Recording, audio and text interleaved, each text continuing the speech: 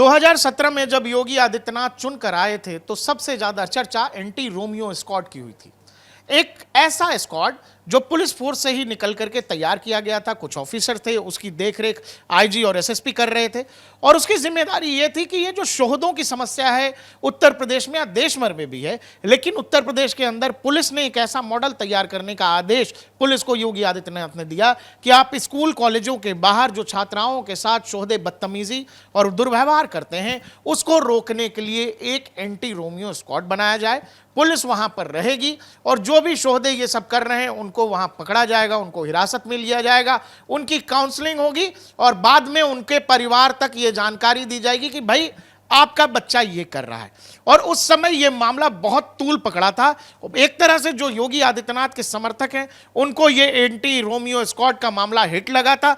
दूसरी तरफ विरोधियों का ये भी कहना था कि पुलिस जो है इसके बहाने लोगों पर एक तरह का दबाव या जुल्म भी कर रही है कि कोई लोग जैसे कंसेंट से या आपसी समझ से कुछ लोग जैसे गार्डन में बैठे हैं, पुलिस उनको भी निशाना बना रही है, उनके भी आधार कार्ड पहचान पत्र चेक कर रही है। यह सब कहानी भी एंटी रोमियो स्क्वाड से जुड़ा आया था। बाद में इस मामले को एक तरह से कहिए कि एंटी रोमियो स्क्वाड एक तरह से उत्तर प्रदेश में बंद हो गया था।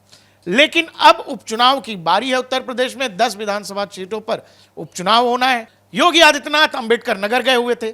वहां उन्होंने पुलिस प्रशासन को यह निर्देश दे दिया कि आप 10 ऐसे जितने भी आपराधिक छवि के लोग हैं उनकी तस्वीर अपने थानों में टांगिए और उन्होंने एंटी रोमियो स्क्वाड को एक्टिव करने का आदेश दे दिया।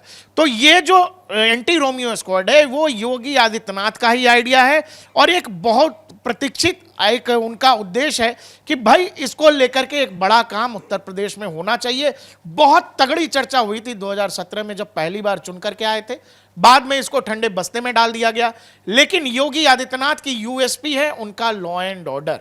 2022 में जब योगी आदित्यनाथ दूसरी बार लगातार चुन करके आए थे तो लॉ एंड ऑर्डर का ही मुद्दा उत्तर प्रदेश में सबसे ज्यादा हावी रहा था।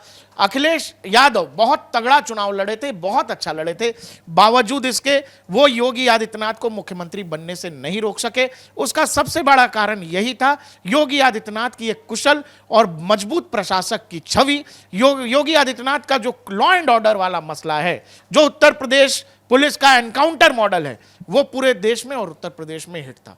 योगी आदित्यनाथ इस बात को बहुत बेहतर तरीके से समझते हैं और वो ये जानते हैं कि एंटी रोमियो स्क्वाड को एक्टिव करने से इसका राजनीतिक लाभ तो है ही, दूसरा एक मैसेजिंग है समाज के अंदर कि उत्तर प्रदेश की सरकार देश की बेटियों के लिए, प्रदेश की बेटियों के लिए बहुत गंभीर है। इवन जो शोहदे हैं उसको लेकर गंभीर है और उनका भी इलाज उपचार किया जाएगा कि उत्तर प्रदेश में अगर आपने किसी बहन बेटी को छेड़ने की कोशिश की तो आपका इलाज एंटी रोमियो स्क्वाड कर देगी। योगी आदित्यनाथ की तगड़ी स्क्वाड फिर से उत्तर प्रदेश में एक्टिव होने जा रही है।